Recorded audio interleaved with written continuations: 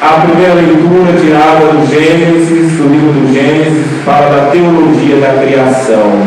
Uma coisa é fundamental para todos nós: quando Deus cria a humanidade, Ele já cria salvando, Ele já cria dando sentido pleno de toda a sua criação. Ah, meus irmãos e irmãs, quando Deus criou o céu, a terra, quando Ele criou os animais, quando Ele criou o ser humano, a sua criatura mais linda e maravilhosa que somos nós, o que é que Deus diz? Que tudo era muito bom. Tudo que Deus criou neste mundo é bom. Tudo que Deus criou nesse mundo é maravilhoso. Tudo que Ele criou nesse mundo está a sua graça, o seu amor, a sua plenitude, e já está todas as coisas criadas, os sinais da salvação. Então, toda a criação, toda a casa comum, ela caminha para a plenitude da vida. E aí vem a seguinte pergunta: nós também estamos sendo sinais da ressurreição de Cristo no mundo?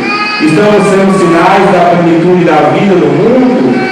Quando nós cuidamos do nosso planeta, quando nós cuidamos da nossa casa comum, meus irmãos e irmãs, estamos sendo sinais dessa ressurreição da humanidade.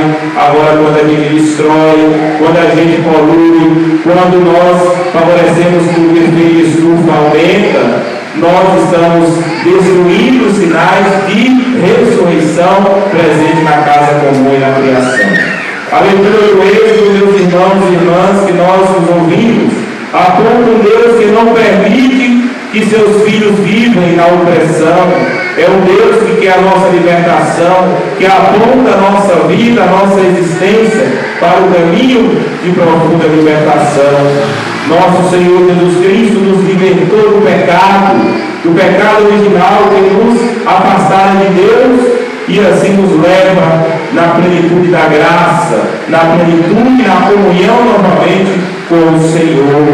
Nessa segunda leitura, eu pensei nos cristãos que muitas vezes vivem as opressões dentro de um sistema social, político, econômico, que traz sinais de miséria, de sofrimento, que não se vive a libertação.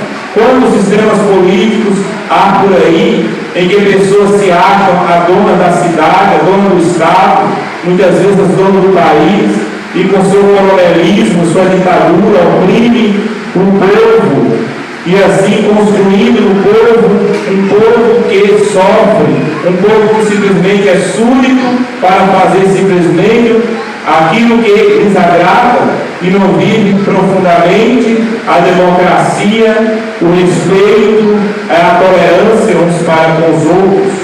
Nas nossas comunidades eclesiais também somos chamados a vivermos esse caminho de libertação.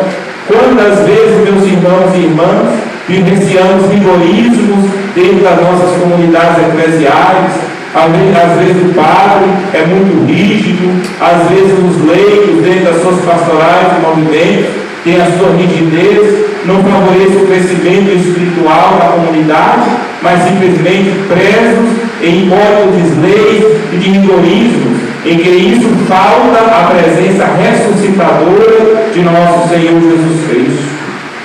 Então, meus irmãos e irmãs, gostaria também de trazer aqui um paralelo entre os profetas Isaías, Ezequiel e Romanos.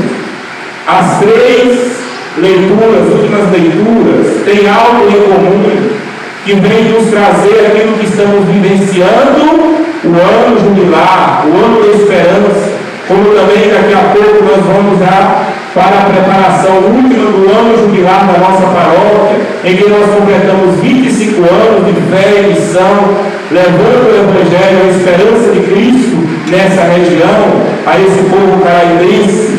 A esperança não nos decepciona, a esperança é Cristo.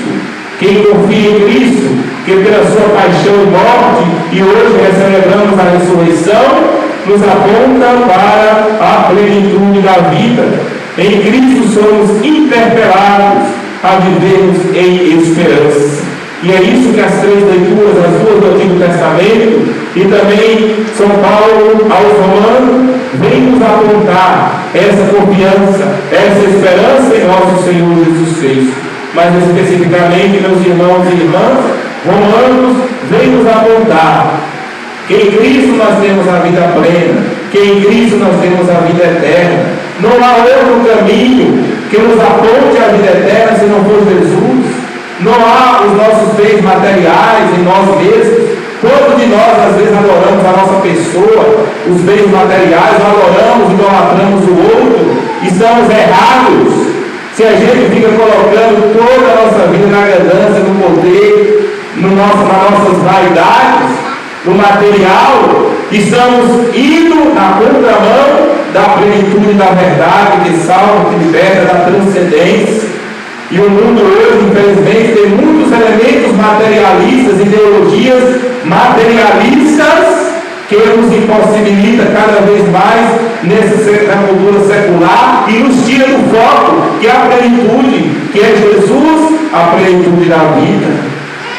E aí, meus irmãos e irmãs, se Cristo não tivesse ressuscitado, eu, Padre Bruno, vocês todos estariam fazendo papel de besta aqui. O que nos faz caminharmos aqui hoje, essa igreja está lotada, estamos aqui, é porque nós confiamos na ressurreição de nosso Senhor Jesus Cristo. E aqui eu me dirijo a Edson, que vai ser batizado.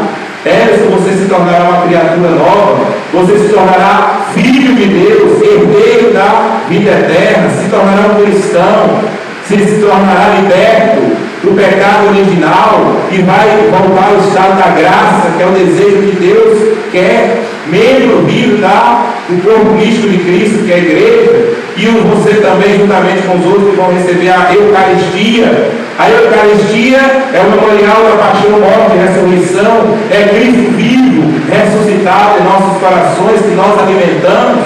O que seria da igreja sem Eucaristia?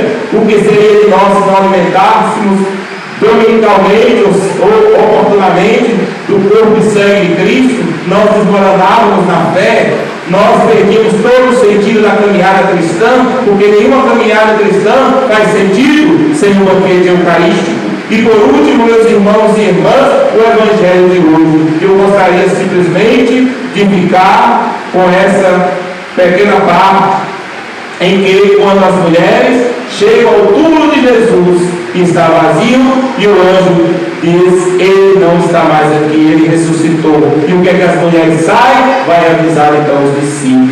É a missionariedade da igreja. Nós, como igreja, nós não anunciamos o fracasso, mas um fracasso, sim, um fracasso que se transformou em luz, um fracasso que se transformou em ressurreição. Cristo vivo, Ele está vivo, Ele não morre mais. Somos chamados como cristãos desse mundo, peregrinos desse mundo, a anunciar Jesus ressuscitado. Meus irmãos e minhas irmãs, não tenhamos medo de anunciar Jesus ressuscitado, não tenhamos medo de anunciar Jesus luz do mundo, não tenhamos medo de levar a esperança do ressuscitado a tantos corações sofridos, a tantos corações dilacerados, a tantas vidas que perderam o seu sentido de ser, e possamos ser como cristãos missionários, como essas mulheres, levar o Cristo ressuscitado. Tiremos de lado o comodismo e o desânimo. Porque viver